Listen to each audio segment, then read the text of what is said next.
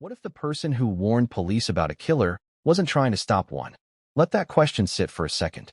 Because this story doesn't begin with a knife. It doesn't begin with blood. It doesn't even begin with a scream. It begins with a sentence. Before we continue, please hit the like button, subscribe to the channel, and turn on the notification bell for updates. A sentence spoken calmly, almost helpfully. A sentence that would later echo through a courtroom like a confession no one realized they were hearing at the time. On a quiet Sunday in Brentwood, behind iron gates and manicured hedges, a legacy built over decades of Hollywood success came to an abrupt and brutal end.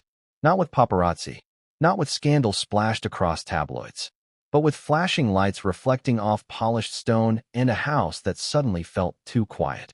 Two bodies, no forced entry. No sign of a struggle outside the rooms where they were found, and a family that, within hours, would turn from grieving to suspect.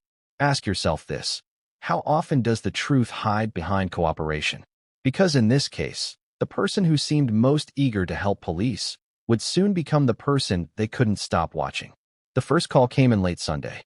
Welfare check. No answer at the door. A growing sense that something was wrong. By the time officers entered the estate, the night had already shifted from concern to catastrophe. Inside, the scene was devastating. Not chaotic. Not the result of a random intruder tearing through a home. This was precise, personal, controlled. Investigators immediately noticed what wasn't there. No shattered windows. No broken locks. No alarms triggered in panic. Whoever did this hadn't forced their way in. They'd been let inside, or they'd never left. That single realization reframed everything.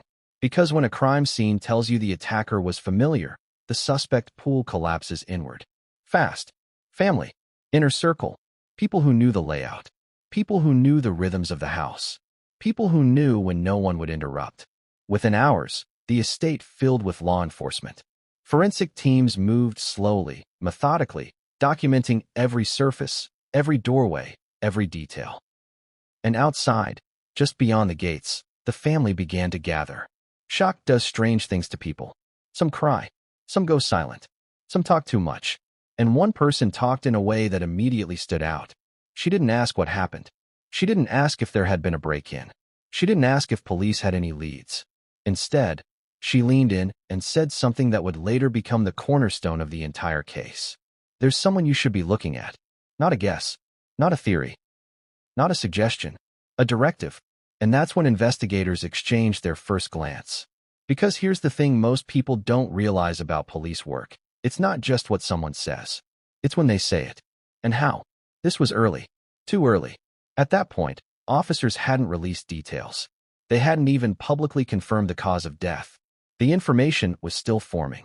The evidence still being processed.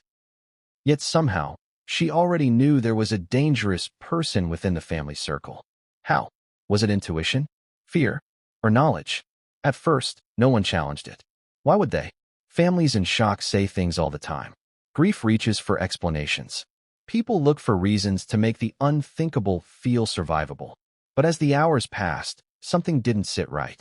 Because while others were spiraling, crying, breaking down, she was composed, focused, almost rehearsed. She repeated the warning more than once. And repetition, in moments like this, is never accidental. Investigators logged it, quietly, without confrontation, without suspicion on the surface, because the fastest way to lose the truth is to scare it into hiding. As night turned into morning, more details emerged. The medical examiner confirmed what the scene already suggested. This wasn't an accident. This wasn't natural. This was homicide. Multiple sharp force injuries. No ambiguity. No room for interpretation. And now the pressure intensified. Because once homicide is declared, every word spoken before that moment gets replayed under a microscope. Who said what? When they said it. What they knew at the time. And suddenly, that early warning took on a very different meaning. By Sunday afternoon, attention turned toward the guest house. Close enough to hear things. Far enough to stay unseen. Occupied by someone who knew the property intimately. The narrative seemed to lock into place quickly. Too quickly, some would later argue. An arrest followed. Charges filed. The headlines wrote themselves. But behind the scenes, prosecutors were asking a different question. Was this really a one-person crime? Because crimes like this don't exist in isolation. Not in families. Not in houses with history. Not in lives intertwined by loyalty, resentment, fear, and obligation. And then there was the timeline. Always the timeline. Everyone was asked the same thing. Where were you? When did you arrive? Who did you speak to? What did you see? Most answers blurred together. Shock will do that. But hers didn't. Her timeline was sharp, specific, almost too clean. She remembered exact moments, exact sequences, exact emotions. And when investigators compared notes later, a subtle pattern emerged. Her story didn't change. That sounds good, doesn't it? Consistency is usually a sign of truth, unless the story was memorized. Because real memories wobble under trauma. They contradict themselves. They fracture. Scripted ones don't. Days later, as detectives reviewed audio from the initial response, one detail made them pause. She used past tense before it was appropriate. A small slip, barely noticeable, but devastating in context. It suggested finality before finality had been officially established. And once you see something like that, you can't unsee it. From that moment on, the case quietly shifted. Not publicly. Not yet. But internally. Investigators began asking a new question. Not who held the weapon, but who made it possible. Because the law doesn't only punish the hand that strikes. It punishes the hand that opens the door. And slowly, methodically, prosecutors began building a second case beneath the first. One that didn't rely on blood or fingerprints, but on words, messages, timing, access, intent, and above all, that sentence. The warning that was meant to protect. The warning that instead drew a circle around its speaker. By the time the trial began, the story the public thought they understood was already obsolete. Because the real case wasn't about rage. It was about orchestration. And as the courtroom doors closed and opening statements began, one truth hovered over everything. Sometimes, the most dangerous role in a crime isn't the one holding the knife. It's the one who believes they can control the outcome. And when the jury finally heard how early the warning came, how confidently it was delivered, and how closely it aligned with what only the killer should have known, everything changed. But what came next would change everything, and no one saw it coming. What if the crime scene wasn't discovered, but staged to be discovered? That's the question investigators didn't ask out loud at first. They didn't need to. It hung in the air anyway, thick and uncomfortable, like the silence inside the house that night. Because when officers finally stepped fully into the Brentwood estate, one thing became clear almost immediately. This wasn't chaos. It was control. The house didn't look like a place where violence had erupted spontaneously. There were no overturned tables, no smashed picture frames, no trail of destruction leading from room to room. Instead, there was stillness. A stillness so complete it felt intentional. Think about that for a moment. If rage drives someone to kill, it usually leaves fingerprints everywhere. Broken objects, evidence of struggle, noise, disorder. But this house looked composed. Too composed. Investigators moved carefully, documenting everything. The lighting, the temperature, the placement of furniture, the way doors were left partially open instead of flung wide. And then there were the bodies. Not discovered by police, but by family. That detail matters more than people realize. Because discovery shapes narrative. It determines who speaks first, what version of events gets planted, and how the story begins before evidence ever gets a voice. According to initial statements, concern had grown when calls went unanswered. A visit followed, then entry, then horror. But even that sequence raised quiet questions. Why that moment? Why not earlier? Why not later? Why did worry crystallize into action at that exact time? Investigators don't accuse in moments like these. They observe. They listen. They let people talk. And people always do. Outside the home, law enforcement set up a perimeter. Inside, the forensic team began their work. Gloves snapped on. Cameras clicked. Notes were taken in shorthand that would later become the foundation of everything. The wounds told a story. Not just of violence, but of proximity. This wasn't an attack from a distance. This wasn't panic firing wildly. This required closeness, strength, and time. Time is the detail no one wants to talk about. Because time means opportunity. And opportunity means planning. As news began to ripple outward, shock turned into disbelief. How could something like this happen here? In this family? In this house? But seasoned investigators weren't asking those questions. They were asking simpler ones. Who had access? Who knew the routines? Who knew where cameras were placed? Who knew when the house would be quiet? And most importantly, who knew how to move through the property without being seen? That's when the guest house came into focus. Not as a conclusion. Not yet. As a possibility. Close enough to the main residence to feel connected. Far enough to exist in its own bubble. A place where comings and goings wouldn't necessarily raise alarms. The kind of place someone could observe. Wait. Plan. As police worked, family members were separated, each spoken to individually. Not interrogations. Conversations. The kind designed to comfort while quietly extracting timelines. And this is where emotional temperature becomes evidence. Some people were incoherent. Words tumbled over each other. Tears interrupted sentences. Memories blurred. Others were eerily steady. Calm doesn't equal guilt. But inappropriate calm raises questions. One family member in particular stood out again. She didn't pace. She didn't ask to sit. She didn't ask for water. She watched. And she talked. She reiterated her warning. More details this time. Descriptions. Character assessments. Behavior patterns. Almost like she was building a profile for them. Ask yourself this. If you've just discovered your parents brutally murdered, would your mind immediately jump to analysis? Or would it collapse under the weight of shock? Investigators didn't challenge her. They nodded. Took notes. Asked neutral follow-ups. Because when someone is giving you information freely, the smartest thing you can do is let them keep going. And she did. She spoke about fear. About long-standing concerns. About moments that now made sense in hindsight. But hindsight is dangerous. Because hindsight assumes knowledge you didn't have at the time. And prosecutors would later argue that she wasn't speaking from hindsight at all. She was speaking from awareness. As the night stretched on, another detail began to quietly unsettle the team. No one heard anything. Neighbors reported no screams. No disturbance. No raised voices. In a house of that size, with that kind of construction, sound should travel. Unless whoever committed the act knew exactly where to do it. Unless they chose moments when vulnerability was guaranteed. Unless silence itself was part of the plan. By early morning, the case had already begun to solidify in the public imagination. A suspect, a motive, a narrative that felt clean enough to accept. But investigators knew better. Clean narratives are rarely true. They kept returning to one thing. The door. No forced entry meant trust. Trust means familiarity. Familiarity means relationship. And relationships mean shared secrets. As evidence was cataloged, digital forensics began their work quietly in the background. Phones, devices, network logs, security systems. Because even when people control their emotions, they forget about their data. And data doesn't grieve. It remembers.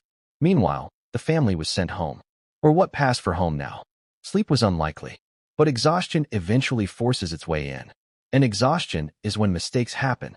That night, as one investigator reviewed notes from the initial response, something small jumped out. A phrase. A turn of language. She had said, when they were gone. Not if. Not after what happened. Gone. A past tense certainty that didn't match the moment. Was it grief? Or was it something else slipping through? At the time, it was logged and set aside. One data point among many. But data points accumulate. By the next day, the arrest of one family member seemed to close the loop. Public relief followed. Outrage redirected. The story felt finished. But behind closed doors, the case was expanding. Because prosecutors don't just ask who committed the act. They ask who made it inevitable. And that's when they started pulling apart the timeline surrounding discovery. Who decided to check on them? Who suggested it? Who made the call? Who arrived first? Who spoke before police did? And suddenly, the night the legacy ended didn't look like an isolated explosion of violence. It looked like the final act of something much longer. Something that had been moving quietly for weeks. Maybe months. Maybe longer. And the person who appeared most eager to help police that night was now the person whose actions were being replayed frame by frame. But the real turning point wouldn't come from the crime scene. It would come from something far less dramatic. A record. A timestamp. A digital trace that placed someone exactly where they said they weren't.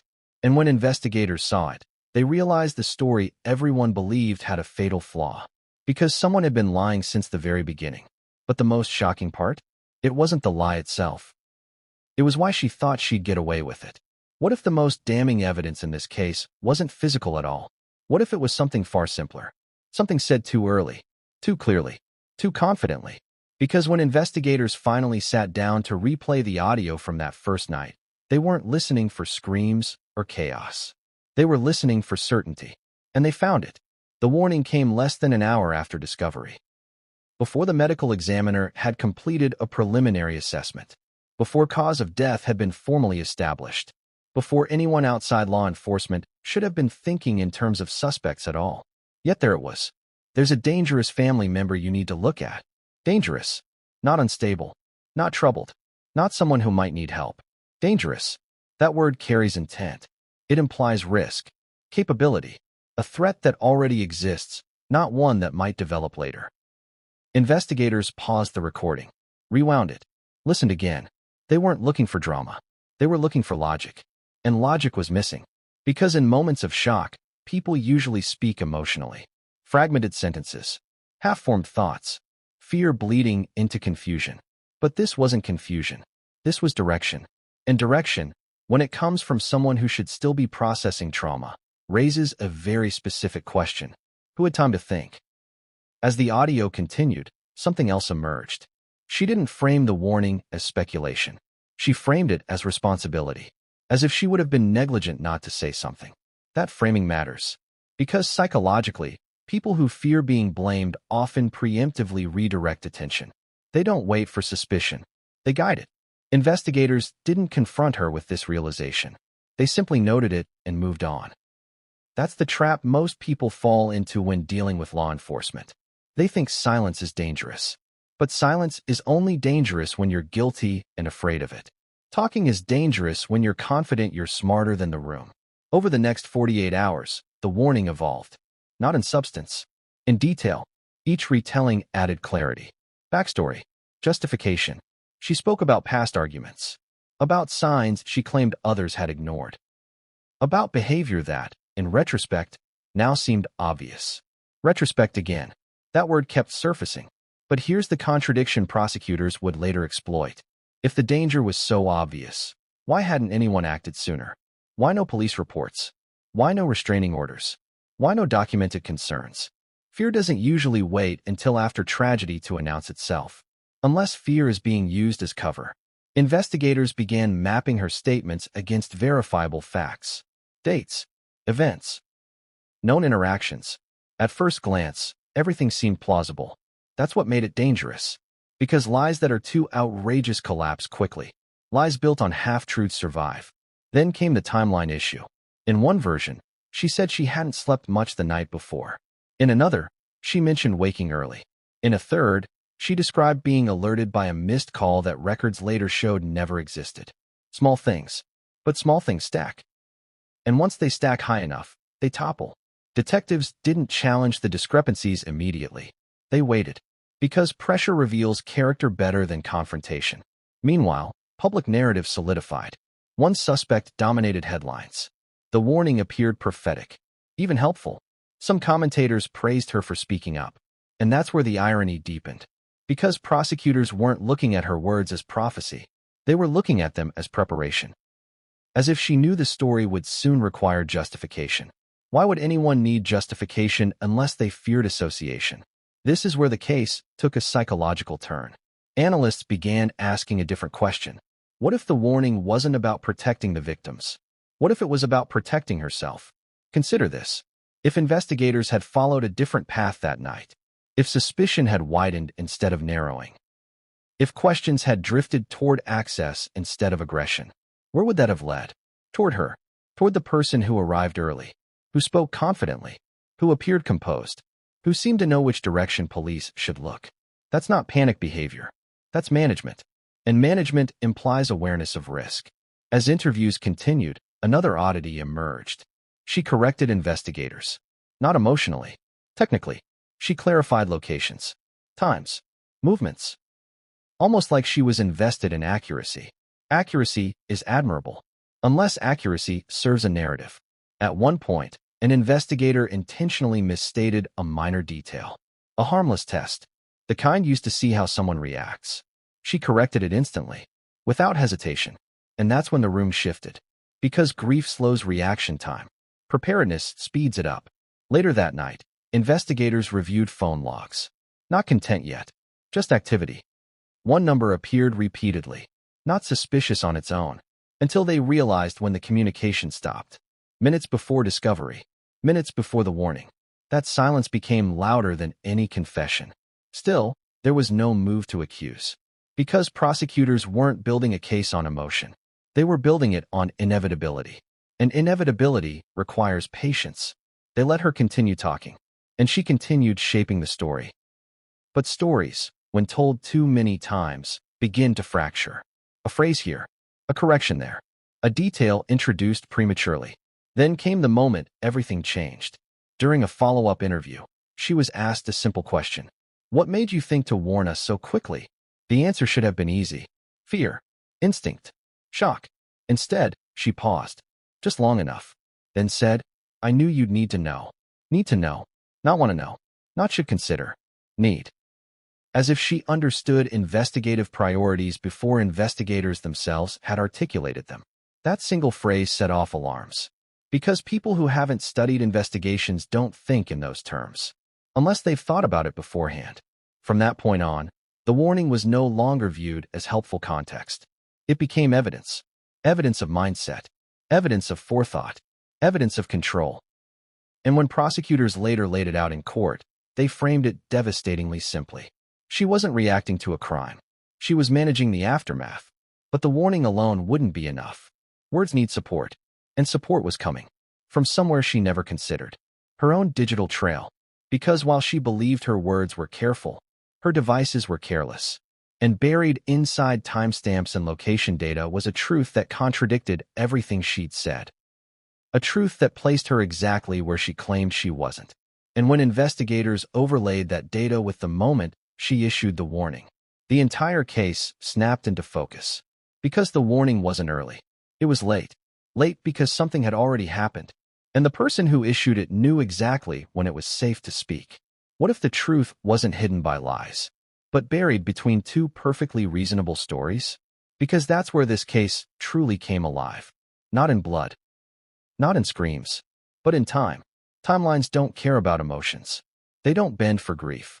They don't flinch under pressure. They just sit there. Quiet. Unforgiving. Waiting for someone to get them wrong. And someone did. It started with a simple exercise investigators perform in almost every major case. They laid out a blank timeline and asked a single question of everyone involved. Walk us through your day, not your feelings, not your suspicions. Your day, from the moment you woke up to the moment you went to sleep. At first, the answers lined up neatly. Meals, calls, errands, downtime, mundane details that felt harmless. But when analysts began stacking those timelines side by side, a pattern emerged. Two stories couldn't both be true. One timeline placed her away from the property during a critical window, running errands, distracted, out of reach. Another timeline, supported quietly by data, suggested she was far closer than she admitted. Not inside, not at the scene, but close enough to matter, close enough to see, close enough to hear, close enough to know. Here's where things got uncomfortable. Her story relied on a sequence of events that assumed time passed normally. But the data told a different story. Cell tower pings don't lie about geography. Wi-Fi connections don't misremember proximity. Vehicle telemetry doesn't care about intention. When analysts mapped her phone activity against known infrastructure, a contradiction appeared. A short one. Barely 10 minutes. But those 10 minutes sat exactly where her alibi needed them most. She said she was already gone. Her phone said otherwise. Investigators didn't jump to conclusions. They ran it again. Then again. Same result. Her device connected to a network that shouldn't have been reachable from where she claimed to be. Could it have been a glitch? Possibly. Could it have been misinterpreted? Unlikely. Because glitches don't repeat themselves with precision. And this one did. Still, prosecutors knew better than to build a case on a single data point. They needed context, movement, behavior. So they widened the lens. They looked at the hours before the crime. Communication frequency increased. Short calls, abrupt hang-ups, messages deleted without reply, stress behavior, then silence. A stretch of time where activity dropped to almost nothing. Not sleep, not inactivity, intentional quiet. Silence is rarely accidental in the digital age.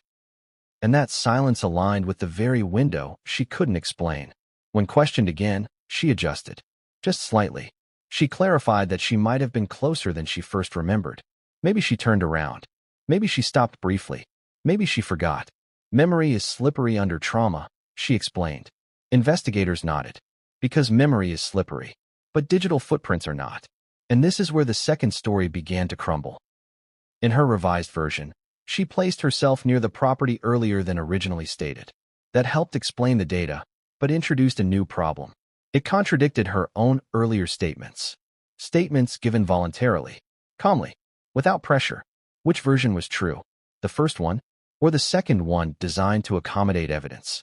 And if the second was closer to reality, why not say it from the beginning? The prosecution would later frame this moment as pivotal. Because innocent people usually correct themselves quickly. Guilty people correct themselves strategically. As investigators continued dissecting the timeline, another inconsistency surfaced. The moment of discovery. She described arriving to a scene already set in her mind. Noticing specific details she shouldn't have noticed yet. The position of a door. The state of a room. The absence of sound. Details that suggested familiarity. Familiarity suggests exposure. Exposure suggests presence. At some point, one detective asked a question that felt casual. Which room did you go to first? She answered without hesitation. Too fast. Too certain. But other witnesses remembered a different sequence. And here's the thing about sequences. They don't matter unless someone is lying. Because if everyone tells the truth, sequences align naturally. When they don't, someone is protecting something. As pressure mounted, prosecutors noticed a psychological shift. Her tone hardened. Not defensive. Controlled. She began asking clarifying questions of investigators instead of answering them. What exactly do you mean by that? How precise do you need the time to be? Is this important? Those aren't the questions of someone confused. They're the questions of someone calculating. At one point, an investigator stopped the interview and reset. Just tell us what you remember. Don't worry about precision. She nodded, and then delivered another precise timeline. That contradiction didn't go unnoticed. Precision isn't something you turn off accidentally. Meanwhile, digital analysts uncovered something she never anticipated. A passive data point. Not a call. Not a message. Location history. Her phone recorded brief movement toward the property during the quiet window. A pause. Then movement away. A stop. Not long, but long enough. When investigators overlaid that movement with estimated time of death, the alignment was chilling. Not definitive, but devastatingly close. Close enough that coincidence stopped being a comfortable explanation. And here's where the two stories collided. Her spoken narrative placed her elsewhere. Her digital shadow placed her near. Which one was she expecting investigators to believe? The answer became clear when she tried to reconcile them. She suggested her phone might not have been with her. But earlier, she'd said she had it the entire time. Another contradiction. She suggested location services could be inaccurate. But earlier, she'd referenced exact times pulled from that same device. Selective distrust. That's when prosecutors began drafting what they would later call the split timeline theory. Two versions of events running in parallel. The one she told the world, and the one the data told quietly. Neither made sense alone. Together, they told a story of someone trying to stay one step ahead of consequence. The public wouldn't hear any of this for months. But internally, the case had shifted again. Because now prosecutors weren't asking whether she helped after the fact. They were asking whether she was present before the fact. And presence changes everything. Presence means opportunity. Opportunity means choice. Choice means responsibility. Still, they moved carefully. Because circumstantial cases don't survive without motive. And motive, in this case, wasn't obvious. Not money. Not jealousy. Not inheritance. Something subtler. Something psychological. Something rooted in control. The more they examined the timeline, the more it appeared she wasn't reacting to chaos. She was navigating it, anticipating it, managing it, which begged the most dangerous question of all. If she knew when to speak, did she also know when to stay silent? That question led investigators to re-examine every gap in communication, every pause, every moment where nothing was said. and inside one of those gaps, they found something she assumed was gone forever, a record she believed had been erased, a trace she didn't realize still existed. And that trace would do what no witness could. It would place her at the center of the story she worked so hard to stand outside of. What if the most important place in this entire case was the one no one wanted to look at too closely? Because while the main house drew the headlines, the photographs, the shock, investigators were quietly circling somewhere else. The guest house, a structure that sat just far enough away to feel separate, just close enough to stay connected. A place that didn't scream danger. A place that didn't look like a crime scene. And that's exactly why it mattered. Investigators have a saying. Crimes don't always happen where the story wants them to. They happen where opportunity lives. And opportunity lived in the guest house. At first, the theory seemed almost too obvious. Too convenient. One suspect, one location, one explanation that wrapped everything up neatly. But prosecutors weren't interested in neat. They were interested in access. Because access explains things that violence alone cannot. Who could come and go without being noticed? Who could observe the main house without being seen? Who could wait without raising alarms? The guest house answered all three. From its windows, portions of the main residence were visible. Lights, movement, silence. It was close enough to sense when something changed, far enough to keep secrets. Investigators began reconstructing movement patterns across the property. Footpaths, driveways, sightlines, camera coverage, and something unsettling emerged. There were blind spots, not accidents, design features, areas where cameras didn't reach, where motion sensors overlapped just enough to cancel each other out, where someone familiar with the property could move freely. This wasn't a home built for defense. It was built for privacy, privacy that could be exploited. And that's when the theory shifted again. What if the crime didn't begin in the main house? What if it began with observation? Because observation explains timing. It explains silence. It explains confidence. Someone watching knows when to act. Someone watching knows when not to. And someone watching doesn't need to rush. Investigators began asking a new set of questions. Who knew the victim's routines best? Who knew when doors were locked and when they weren't? Who knew when help would be hours away? That knowledge doesn't come from outsiders. It comes from proximity. And proximity doesn't always mean living under the same roof. The guest house wasn't just a residence. It was a vantage point. As prosecutors examined the guest house more closely, they noticed something else. It didn't look disturbed. No signs of panic. No hurried exits. No frantic cleanup. If someone had committed a spontaneous act of violence and retreated there, you'd expect evidence of shock. But there was none. Instead, the space looked neutral, used, occupied, but emotionally untouched. That raised an unsettling possibility. What if the guest house wasn't a place of retreat? What if it was a place of preparation? That's when investigators turned back to her. Not as a suspect. Not yet. As a facilitator. Because facilitation doesn't require presence at the scene. It requires knowledge. Knowledge of access. Knowledge of timing.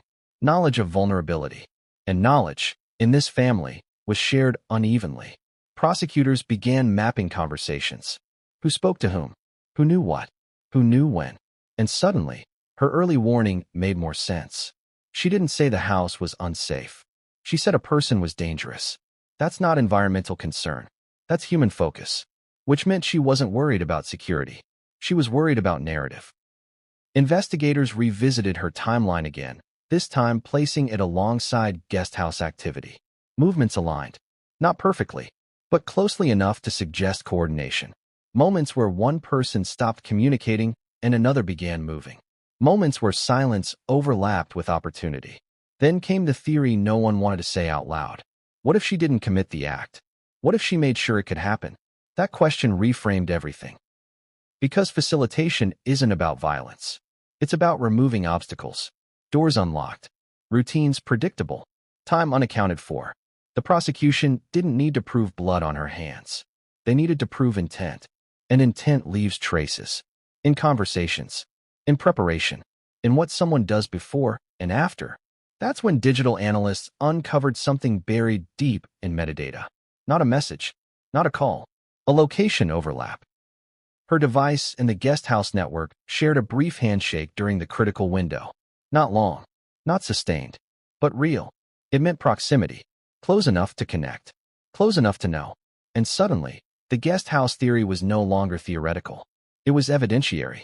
When investigators confronted her with the possibility that the guest house played a role, she dismissed it quickly. Too quickly. She framed it as obvious misdirection, as lazy thinking, as something police should be past by now. That defensiveness mattered, because innocent people usually don't mind investigators exploring alternatives. Guilty people do. The guest house wasn't just a location. It was a buffer, a space where responsibility could be blurred, where presence could be denied, where assistance could masquerade as distance. And prosecutors realized something chilling. If the jury accepted the guest house theory, they wouldn't need to believe she wanted anyone dead. They'd only need to believe she helped make it possible. And helping is enough. As trial preparation continued, the guest house became a recurring visual in prosecutors' minds. They planned to walk the jury through it. Not physically, emotionally, to show how close it was, how quiet it could be, how invisible someone could feel there. But there was still a problem. Theory isn't conviction. They needed something undeniable, something that tied her actions directly to facilitation. And that's when they found it. Not in the guest house, not in the house, but in a single digital interaction she believed had vanished forever. An interaction that proved coordination. An interaction that destroyed plausible deniability. And when prosecutors saw it, they knew. The guest house wasn't the crime scene. It was the bridge. And that bridge led straight back to her. What if the one thing she counted on being gone forever was the very thing that sealed her fate? Because despite everything she said, everything she denied, everything she carefully framed, the case didn't break open because of blood or witnesses or confessions. It broke open because of a message she believed no one would ever see. Investigators didn't find it right away. In fact, they almost missed it entirely. It wasn't sitting in plain sight. It wasn't flagged. It wasn't even stored where most people think messages live. It existed in the margins, in system data, in fragments most users don't even know are created. The kind of digital residue that only shows up when someone tries very hard to erase something. That effort alone was suspicious, because innocent people delete things all the time. But they don't usually delete the same thing across multiple layers. As forensic analysts dug deeper into her devices, they noticed a pattern. Normal use, normal communication, and then, suddenly, a gap. A precise gap. Messages before it, messages after it. But nothing during the critical window. No texts, no calls, no social activity. Silence. The kind of silence that doesn't happen accidentally in a world addicted to screens. At first, analysts assumed the content was gone for good. Then someone asked the right question. What happens when a message is deleted but acknowledged by another device? That question changed everything. Because communication isn't one-sided. Even when one party deletes something, echoes often remain on the receiving end, in backups, in cached previews, in server logs. It took time. Weeks, not days. But eventually, something surfaced. Not the full message. A partial. A fragment. Just enough to tell them what it was. And when prosecutors read it, the room went silent. Because the message wasn't vague. It wasn't emotional. It wasn't panicked. It was logistical. A time reference. A location cue. A confirmation. Nothing dramatic. Nothing incriminating at first glance. Until you looked at when it was sent. Minutes before the silence. Minutes before discovery. Minutes before the warning. And here's the detail that made it lethal. The message referenced an event that, according to her own story, hadn't happened yet. Not hypothetically. Not in theory. Logically. She shouldn't have known. But the message proved she did. Prosecutors didn't rush. They verified the fragment against system timestamps. Against server logs. Against metadata that couldn't be manipulated by the user. It held. Then they asked a more uncomfortable question. Who was the message sent to? The answer tied everything together. Because the recipient was the same person she'd been subtly distancing herself from since the beginning. The same person she warned police about. The same person she insisted was dangerous. And suddenly, the warning didn't look like concern. It looked like preemptive separation. She wasn't pointing police toward a suspect. She was pushing them away from herself. Investigators began reconstructing the conversation around the fragment. What came before it? What must have come after? The tone wasn't emotional. It wasn't desperate. It was controlled. Almost professional. The kind of tone people use when they believe they're executing a plan, not reacting to chaos. This is where the story changed fundamentally. Because coordination implies agreement. And agreement implies shared intent.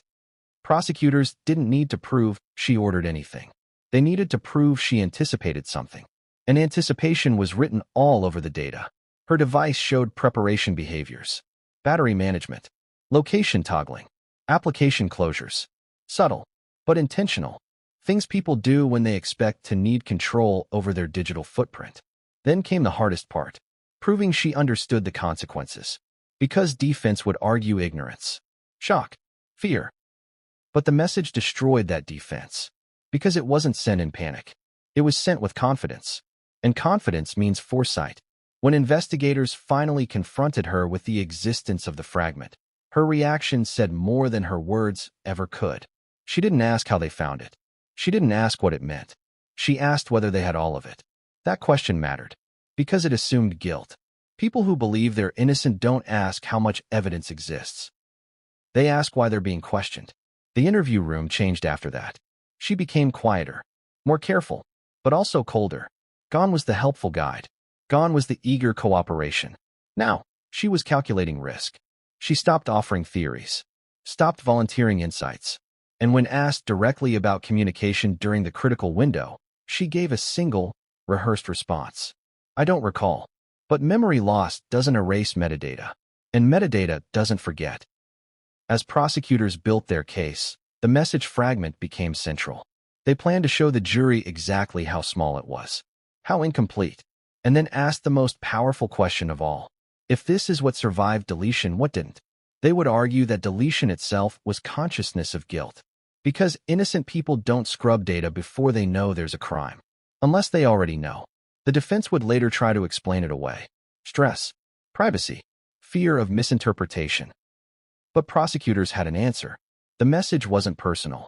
It wasn't emotional. It wasn't private. It was functional. And function implies purpose. As trial neared, the message became the linchpin. Not because of what it said, but because of when it was sent. Because it placed her mentally inside the event before anyone else knew there was an event at all. And that meant the warning wasn't instinct. It was choreography. She wasn't reacting to tragedy. She was transitioning into the next phase. Damage control. But even with the message, prosecutors knew they needed more. Because juries don't convict on fragments alone. They convict on stories that make sense. Stories where behavior aligns with evidence. And there was still one piece missing. The moment where help crossed the line into complicity. That moment would come not from technology, but from her own words. Words she spoke under pressure. Words she couldn't take back.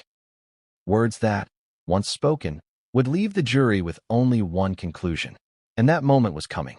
What if the moment she crossed the line wasn't when the crime happened, but when she tried to explain herself? Because this case didn't turn on a scream, or a weapon, or even that message. It turned on language. On how someone describes their role when pressure finally closes in. And pressure was closing in fast.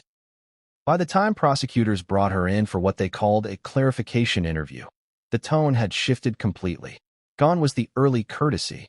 Gone was the open-ended curiosity. This wasn't a conversation anymore. It was an evaluation. She sat upright, hands folded, composed, too composed. And before the first question was even asked, she said something that would later become one of the most quoted lines of the trial. I just tried to help. Help. That word is powerful. Disarming. Human. Everyone wants to help. Everyone believes helping is good. But prosecutors don't hear words the way the rest of us do. They hear implications. And help, in a criminal context, is never neutral. Because help has direction. You don't just help. You help someone do something. The investigator paused. Let the word hang in the air. Then asked the question that changed everything. Help who? She hesitated. Not long, but long enough. And then she answered. Not with a name. With a justification. I was trying to prevent things from getting worse. Prevent. Again, a word loaded with foresight. You can't prevent something you don't believe is coming. And that's when prosecutors leaned in. Because until that moment, the defense strategy had been simple. Shock, fear, reaction. But prevention implies anticipation. Anticipation implies awareness. Awareness implies choice. And choice implies responsibility. As the interview continued, she explained her actions in careful, almost legalistic terms. She described conversations as concerns, messages as check-ins, timing as unfortunate coincidences. Every phrase was designed to sound reasonable, and each one dug her deeper, because reasonable explanations don't require this much framing. At one point, an investigator asked a deceptively simple question. If nothing had happened that night, would you have sent that message?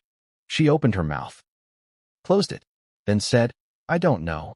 That answer landed hard, because innocent people usually say yes. Yes, I would have checked in. Yes, I would have reached out. Yes, I was worried. Uncertainty suggests calculation. Calculation suggests weighing outcomes. And outcomes only matter if something is at stake. As the interview wore on, prosecutors shifted tactics. They stopped asking what she did. They asked what she didn't do.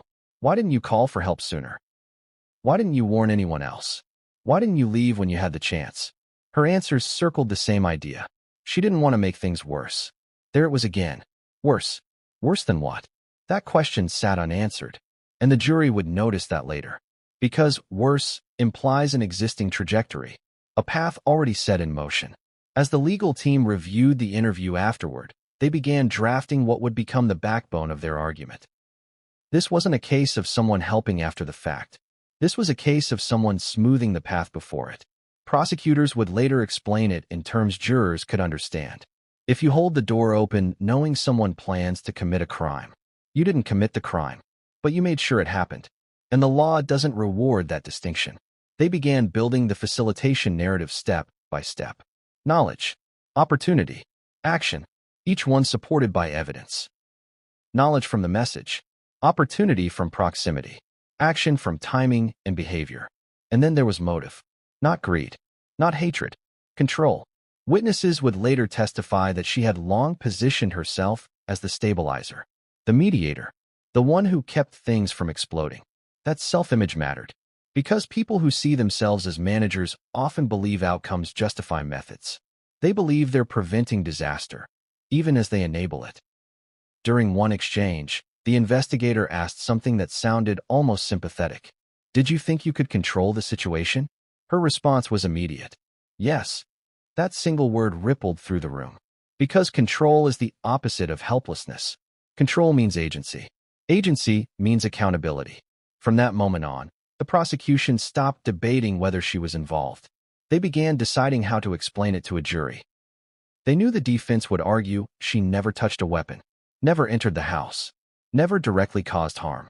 And prosecutors agreed. She didn't need to. Because crimes don't require equal roles. They require complementary ones. One person acts. Another ensures nothing stops them. The interview ended without drama. No outbursts. No confessions. Just a quiet understanding that the narrative had shifted permanently. She left believing she'd held her ground.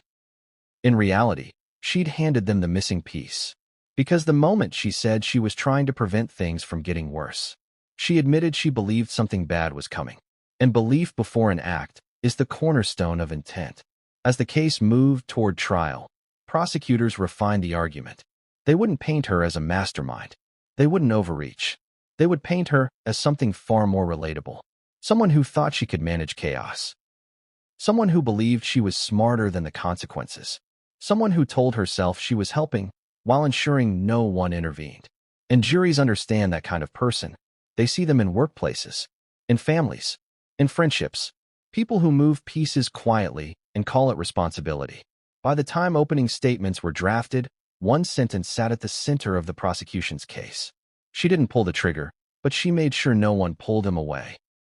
And that sentence would change how the jury heard everything else. But there was still a risk. Because juries don't convict on theories. They convict on moments. Moments where someone reveals who they really are. And that moment hadn't happened yet. It would come later. In open court. Under oath. When a single question would force her to choose between two lies. And whichever one she chose would expose the truth. What if the moment that truly exposed her wasn't the evidence, but the silence that followed a single question? Because this wasn't the interrogation people imagine. No yelling, no slammed tables, no threats, just a room, a recorder, and a question she didn't expect. By the time this interview happened, the tone was different. She could feel it. Anyone could. The casual warmth from earlier conversations was gone, replaced by something colder, more deliberate. This wasn't about gathering information anymore. It was about watching her choose. She sat across from two investigators who had already read every transcript, mapped every timeline, and memorized every contradiction. They didn't need answers. They needed reactions. They started gently. Background questions, clarifications, small details already known. The kind of questions designed to lull someone into rhythm. She answered smoothly, too smoothly. Then the lead investigator shifted. You said earlier you never expected anything like this to happen. She nodded. Yes. A pause. And yet you said you were trying to prevent things from getting worse. Another nod. Yes. Silence. The room stayed quiet longer than usual. No follow-up. No clarification. Silence is uncomfortable. People rush to fill it. She did. I just meant emotionally. Family tensions. I didn't mean anything criminal. There it was. The backpedal. Because the word criminal hadn't been used. Not yet. The investigator glanced at his notes, then looked back up. So when you sent that message, what were you trying to prevent? She blinked. Just once. That things might escalate. Escalate. Again. Always forward-looking. Always anticipatory. The investigator leaned back slightly, changing posture.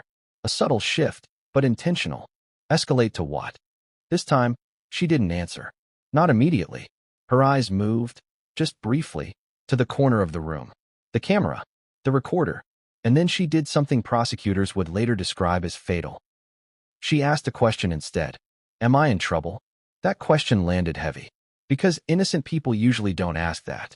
They ask why they're being asked questions. They ask what this is about. They ask how they can help. Asking if you're in trouble implies you already understand the risk. The investigator responded calmly. That depends on your answers. She swallowed. From that moment on, the interview changed direction completely. They stopped asking about others. They started asking about her. Her movements. Her decisions. Her choices. And that's when the cracks widened. She insisted she hadn't coordinated anything. That any overlap was coincidence. That her message had been misinterpreted. Then the investigator placed something on the table. Not the message fragment. Not yet. A printed timeline. Her timeline. Side by side with objective data. He didn't accuse her of lying. He simply asked her to reconcile it. She tried.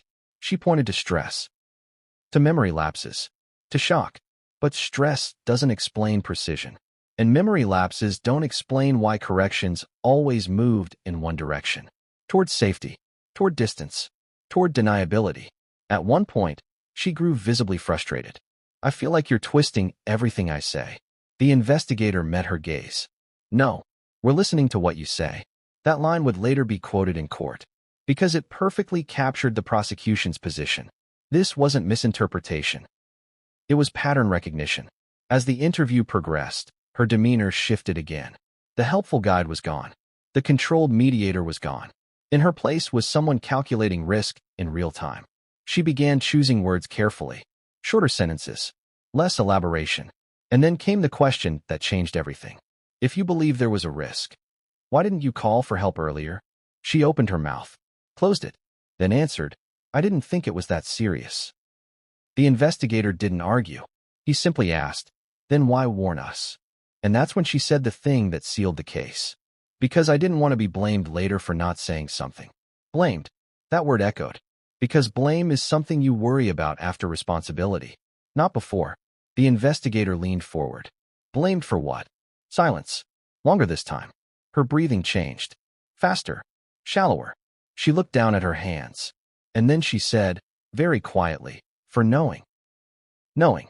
There it was. Not fearing. Not suspecting. Knowing. She tried to recover immediately. Knowing something was wrong. But it was too late. The word had landed. And prosecutors would later argue that it revealed her mindset perfectly. You don't worry about being blamed for knowing, unless you believe knowledge itself is incriminating. From that point forward, the interview was essentially over. They didn't push. They didn't need to. She had given them the last piece they needed. Intent. Not intent to kill. Intent to allow. Intent to manage. Intent to distance herself once the outcome was inevitable. As she stood to leave, she asked one final question. Can I go home? The investigator nodded. For now. That phrase mattered. because she wasn't under arrest yet. But she was no longer free in the way she thought. As she walked out, prosecutors began drafting their strategy. They wouldn't paint her as evil. They wouldn't overreach. They would paint her as human. A person who believed they could control chaos. A person who thought proximity without action meant innocence. A person who mistook involvement for inevitability. And juries understand that. They've seen it before. In offices. In families. In relationships where one person claims they were just trying to keep the peace. As the case moved toward trial, prosecutors circled one moment on the transcript. The moment she said she didn't want to be blamed for knowing. They planned to build everything around that. Because knowing and doing nothing. Knowing and facilitating. Knowing and positioning yourself afterward. Those aren't accidents. They're choices. And when the jury finally heard that recording played aloud in court, with her own voice filling the room, they wouldn't hear confusion. They wouldn't hear shock. They would hear calculation. But the prosecution still faced one obstacle. Defense counsel would argue interrogation pressure, stress, misinterpretation. They would say words slip. People misspeak. So prosecutors needed something that didn't rely on interpretation at all. Something visual. Something simple. Something the jury could see with their own eyes. And that something was coming. Not from testimony, but from the courtroom screen. A sequence of events that would play out second by second. And once the jury saw it, there would be no way back. What if the jury stopped watching the accused and started watching her instead? Because that's exactly what happened. It didn't happen all at once. It didn't happen with a gasp or a headline moment. It happened quietly, almost invisibly. The kind of shift that only becomes obvious once it's already irreversible. When the trial began, the courtroom felt heavy with expectation. The public thought they knew this story. One villain, one tragedy, one clean arc from violence to justice. The prosecution knew better. They didn't rush. They didn't dramatize. They let the jury settle into the narrative they already believed. And then, piece by piece, they dismantled it. Opening statements were restrained, deliberate, almost understated. This case is not about who held the weapon, the prosecutor said calmly. It's about who made sure nothing stopped it. That line barely registered at first, but it lingered, because jurors don't forget sentences that don't try too hard. At first, testimony focused on the obvious. The crime scene, the medical findings, the timeline of discovery. Jurors nodded along, took notes, followed the familiar rhythm of a homicide trial. But then the prosecution changed direction. They called their first unexpected witness. Not a forensic expert, not a detective, a digital analyst. The lights dimmed. The screen behind the witness stand flickered on. And suddenly, the case moved from emotion to mechanics. Data doesn't cry. It doesn't speculate. It doesn't exaggerate. It just exists. The analyst began walking the jury through a visual timeline. Clean, simple, color-coded. Phone activity, location pings, network connections. At first, it looked boring. That's what made it powerful. Because boring evidence feels trustworthy. Then the prosecutor asked a single question. Can you show the jury the moment when communication stopped? The analyst clicked. A line dropped to 0. Silence. The jury leaned forward. And what happens immediately after that silence? Another click. Movement. A pause. Then movement again. Not dramatic. Not explosive. But precise. The prosecutor let the image sit on the screen longer than necessary. Silence filled the courtroom. Then came the next question. Can you show us when the warning was issued to police? The analyst clicked again. A marker appeared. Minutes later. Close. Too close. The prosecutor turned to the jury. So to be clear, the warning came after this silence. Yes. And after this movement? Yes. And before the discovery? Yes. That was the moment heads began to tilt. Because the sequence didn't match the emotional narrative jurors had been expecting. It didn't look like shock. It looked like sequence. The defense objected, argued interpretation, suggested coincidence. The judge overruled. This witness is testifying to data. Data doesn't care about coincidence. Then the prosecution introduced the message fragment. Not as text, as a timestamp. They didn't even show the words at first. Just the time, just the location, just the fact that it existed. The prosecutor asked, does this timestamp fall before or after the silence we just saw? The analyst answered quietly. Before. The courtroom shifted. Because now the jury wasn't listening to a story. They were watching one. Second by second. Step by step.